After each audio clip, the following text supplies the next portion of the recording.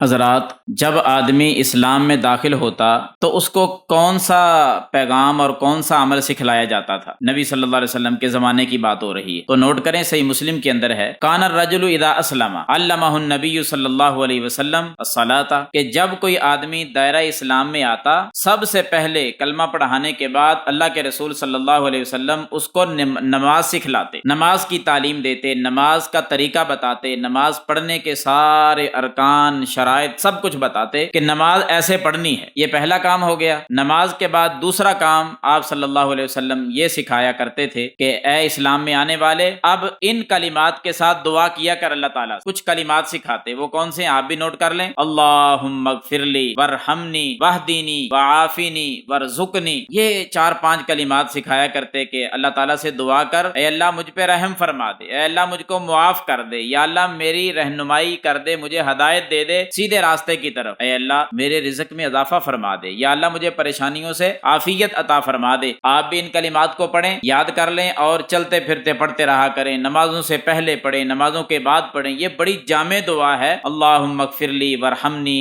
واہدینی وعافینی ورزقنی۔ یہ کلمات ہماری دعاؤں کا حصہ ہونے چاہیے اور ہماری دعائیں ان کلمات سے منور ہونی چاہیے۔ انشاءاللہ برکتیں، رحمتیں، رزق، ہدایت سب کچھ ملتا رہے گا۔ اللہ تعالی ہمیں عمل کرنے کی توفیق عطا فرمائے۔